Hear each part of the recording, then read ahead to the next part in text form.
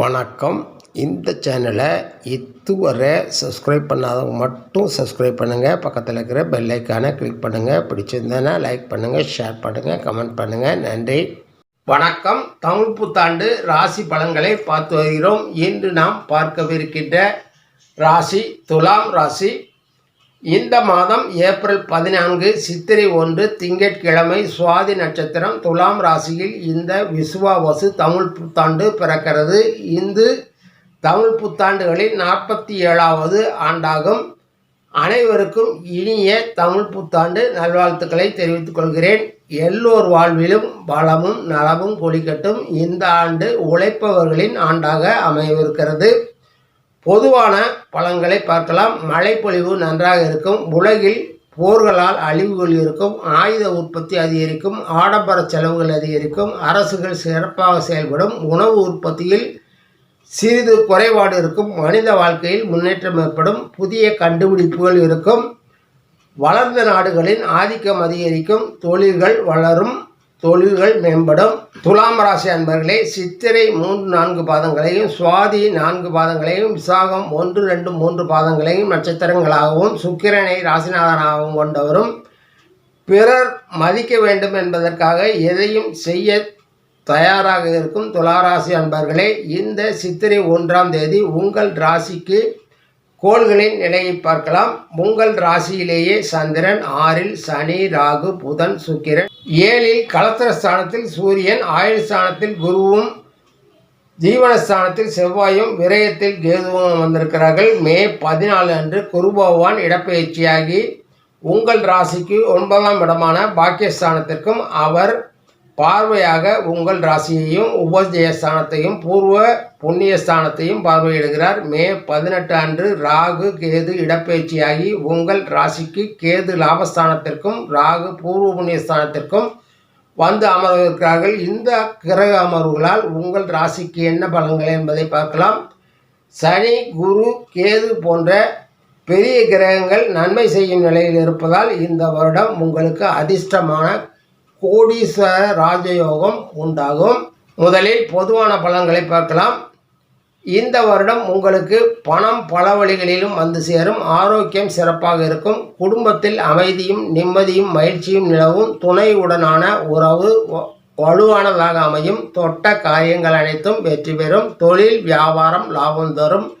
வேலையில் முன்னேற்றம் ஏற்படும். உங்கள் மதிப்பு அந்தஸ்து உயரும். எதிர்பாராத உயர் பதவிகள் கிடைக்கும். விரிவான பலன்களை பார்க்கலாம். வருவாயை பொறுத்தவரை நீங்கள் எதிர்பார்த்த அளவை விட அதிகமாக இருக்கும். தொட்ட காரியங்கள் அனைத்தும் லாபம் தரும். புதிய முதலீடுகள் செய்யும் போது நன்கு ஆராய்ந்த பின் செய்வது நல்லது.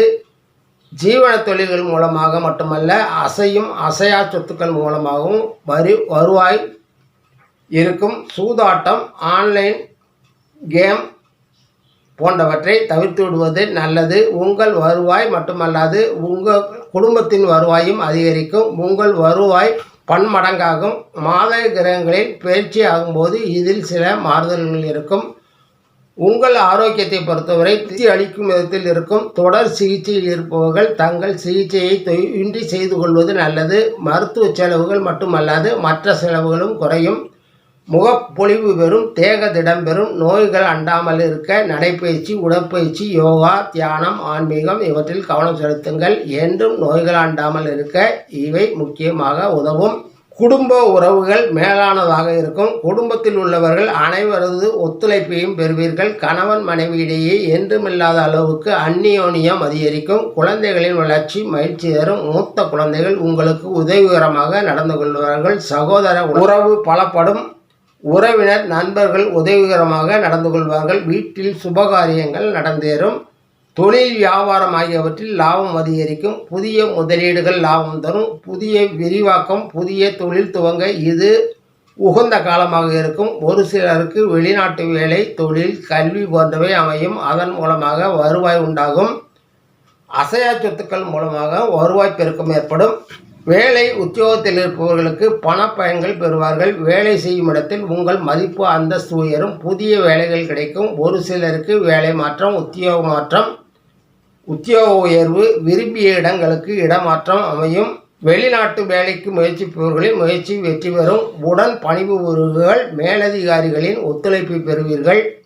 மாணவர்கள் திறம்பட செயல்பட்டு நல்ல மதிப்பெண்களை பெறுவார்கள். அதே நேரத்தில் போட்டித் தேர்வில் வெற்றி பெற கடின உழைப்பும் அதிகமாக செலவு செய்யவும் வேண்டியிருக்கும். அரசு சம்பந்தமான உதவிகள் கிடைக்கும். கல்வி தவிர்த்து விளையாட்டு போன்ற மற்ற துறைகளிலும் பிரகாசிப்பீர்கள். கலைஞர்களுக்கு இது ஒரு அதிர்ஷ்டமான ஆண்டாகவே அமையும். வாய்ப்புகள் வீடு தேடி வரும்.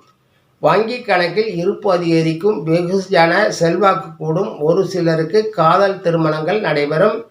அரசியல்வாதிகள் அதிகாரமிக்க வருவாய் அதிகமுள்ள பதவிகளை பெறுவார்கள். உங்கள் செயல்பாடுகள் அதிக எதிர்பார்ப்பதை ஏற்படுத்தும். உங்கள் மதிப்பு மரியாதை உயரும். மொத்தத்தில் இந்த ஆண்டு உங்களுக்கு அளப்பரிய நல்ல பலன்கள் மிகுந்து காணப்படுகிறது. மாத கிரகங்களின் அமைப்புக்கேற்றவாறு இந்த பலன்களில் அவ்வப்போது ஏற்படும் நல்ல நேரத்தை பயன்படுத்தி கொள்ளுங்கள். அதற்கு முன் ஜாதகம் தசாபுத்தி பலன்களை ஒரு முறை சோதித்து கொள்ளுங்கள். இந்த வருடம் முழுவதும் சிவ விஷ்ணுவை வணங்கி வாருங்கள். நன்மைகள் மேலோங்கும். நன்றி, வணக்கம்.